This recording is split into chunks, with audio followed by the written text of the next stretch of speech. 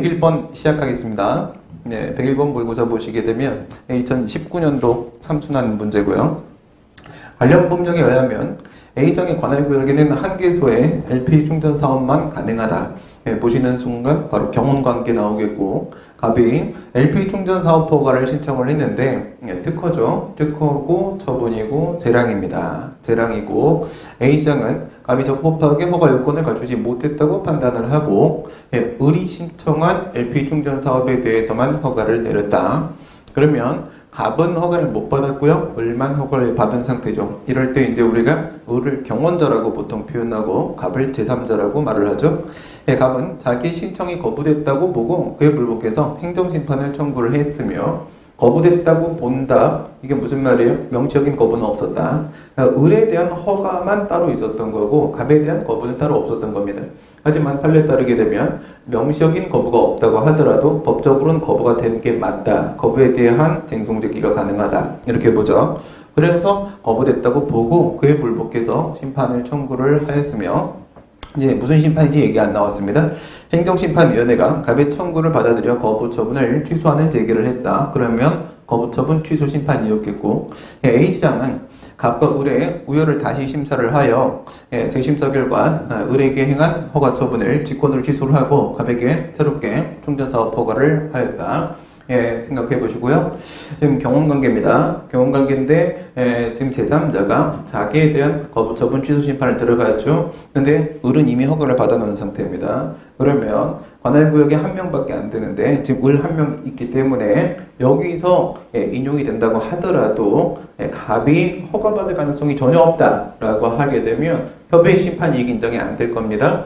하지만 그렇지 않다는 게 판례죠. 판례는 소송과 관련된 문제였었지만 여기에 있는 거를 거부처분 취소으로만 바꿔주시면 되는 거죠. 그때 이런 표현을 하죠. 그때 여기서 이런 표현을 합니다.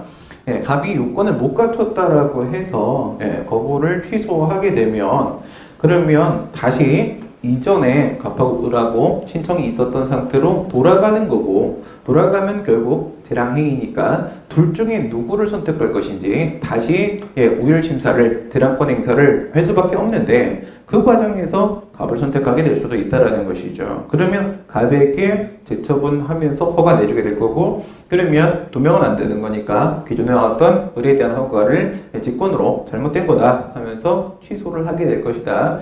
그러므로 결국은 갑이 허가를 받게 될 가능성이 전혀 없다고 말을 할 수는 없으니까 갑의 거부처분 취소는 협의 수익이 있다. 이게 판례죠. 여기서는 그럼 협의 심판이익이 있다. 이렇게 봐주시면 되는 거죠. 그 결과를 이제 판례를 제가 사실관계에서 한번 쭉 설명을 해 놓은 거고요. 그래서 직권 취소가 얘는 허가를 했는데 그러면 이제 경원자 을이 처음에 허가받았던 사람이죠.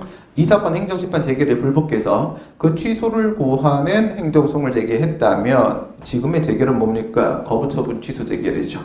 올해 출제 가능성 매우 높은 부분이죠. 거부처분 취소 재결에 대한 취소를 제기했을 때 소재기는 적법한가? 핵심은 당연히 협의 수익입니다. 협의 수익.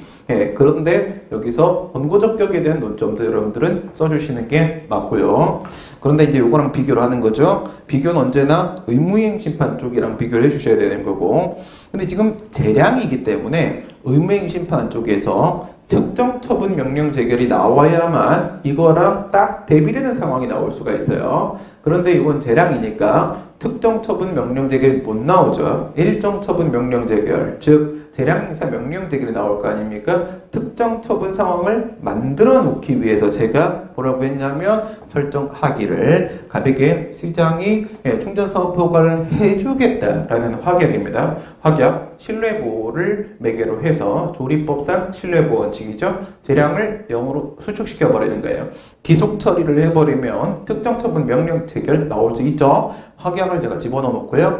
회신을 보냈다. 이런 거로 갑에게 허가 처분을 하라. 그러니까 이렇게 딱 특정 처분을 찍어서 명령을 할 수가 있죠. 이행 명령을 하는 재결을 했다면 이때는 재결에 대한 소송을 제기하는 게 과연 가능하겠느냐. 역시 협의 수익과 관련된 문제인데 거부 처분 취소 재결 상황하고 허가처분 명령재결 상황하고 특정처분 명령재결 두 개를 비교해서 보시라는 겁니다. 한쪽으로만 문제가 나와도 여러분들은 반대쪽을 비교해서 답안지에 써주시면 2점에서 3점 정도가 추가로 나올 수 있습니다. 가보겠습니다. 아주 중요한 문제니까 첫 번째 대상적격, 원고적격, 협의수익 이렇게 갈 건데 거부처분 취소 재결에 대한 취소송을 제기를 한다 했을 때 처분하고 재결하고 전부 다 소의 대상이 될 수 있죠. 대상적격 문제 없다. 그 다음 두 번째, 지금 여기서 심판을 청구한 건 갑입니다. 지금 소송을 제기하는 게 원고가 을이 되고 있죠. 그러니까 지금 재결의 당사자는 갑이고요. 을은 재결의 제3자입니다. 제3자니까 제3자 소송이에요. 재결의 제3자가 제기한 소송이다. 그러면 원고적격 문제가 될 건데 지금 어쨌든 이 사업허가라는 것이 제3자요 행정행위에 해당을 하기 때문에 그러면 뭐가 느껴집니까? 이런 판례 있죠? 재결의 당사자가 아니라고 하더라도 그 행정심판의 대상이 되었던 처분이 제3자의 행정행위면 그러면 당사자가 아니라도 당연히 원고적격이 있다라는 판례 있죠? 그거를 여기에도 그대로 꽂습니다. 그 재결에 의해서 사업권 상실에 따른 이익침해 우려가 인정이 되므로 을 같은 경우에는 거부처분 취소 재결이 나오면서 아까 보신 대로 갑에게 허가를 해주고 을 걸 취소한 상황이 나올 수 있단 말이죠. 이러한 이익침해 상황이 발생할 수 있기 때문에 원고적격도 인정이 됩니다. 이 부분 간단히 처리해 주시고 여기 일반어로 써야 됩니다. 법률상 이게 의미. 다만 거부처분을 취소하는 재결이 나왔다고 해서 이제 대상 원고 통과시켰는데 협의수익에서 꺾이는 거예요. 그로 인해 처분의 신청이 자동적으로 받아들여지는 게 아니라 거부처분 취소 재결만 나왔다고 해서 반드시 갑에게 허가가 나오는 그런 상황은 아니지 않느냐. 거부처분이 있기 전에 상태로 돌아갈 뿐이다. 그냥 취소만 시키는 거다. 그러면 예전에 갑하고 을하고 신청만 있었던 상태로 돌아가 주는 것 뿐이고 다시금 재거부 처분을 할 수 있는 가능성이 배제되지 않는다. 판례 입장이죠. 그러니까 갑한테 또 거부할 수도 있다는 거예요. 또 거부할 수도 있다. 근데 허가가 나왔죠. 갑에게. 거부할 수도 있는데 이번에는 허가가 나온 거예요. 그래서 배제할 수 없기 때문에 이 거부처분 취소 재결하고 그 다음 이번 허가 내린 갑에게 후속 처분은 이거는 하나의 의사작용이라고 볼 수 없다는 거예요. 각각의 저 재결은 그 재결청의 하나의 의사고 요 후속 처분은 또 처분청의 하나의 의사고 서로는 별개의 독립된 의사작용이다. 독립된 처분에 해당한다고 봐야 된다. 따라서 거부처분 취소 재결에 대한 취소 판결이 확정이 되더라도 이미 행해진 후속 처분까지 같이 취소되는 게 아니다. 즉 이쪽의 재결을 취소시킨다고 해서 저쪽까지 취소가 되려면 뭐에 도움을 받아야 됩니까? 기속력의 도움을 받아야 된다고요. 기속력이 적용이 된다 하더라도 독립된 의사이기 때문에 후속 처분까지 취소된다고 말할 수가 없는 거다. 그러면 지금 을의 직접적인 이익 침해를 발생시키고 있는 건 갑에 대한 후속 처분 그리고 같이 나온 본인에 대한 취소 처분이란 말이에요. 그러니까 직접적으로 이익을 침해하고 있는 건 후속 처분이고 후속 처분에 대한 소송을 제기할 문제다. 취소 재결에 대한 소송을 제기할 문제가 아니다. 실효적이고 직접적인 권리구제 수단으로서 이거는 제기에 대한 소송은 분쟁 해결의 유효적 절차이라고 할 수가 없으므로 협의수익이 없다. 결국은 대상과 원고를 통과를 시켰는데 소익이 인정이 안 돼서 각하가 되는 이런 상황이죠. 요게 판례입니다. 요게 판례고요.